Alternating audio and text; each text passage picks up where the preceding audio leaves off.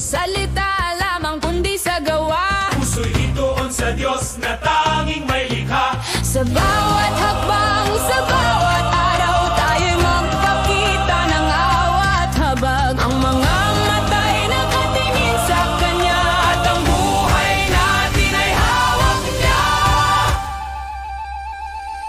Habag sa habag, gawin sa gawa, pakinig sa pakinig.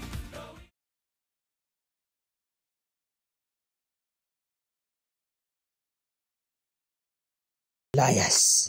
Dandan soy ay mas depart, for payaw is calling my heart.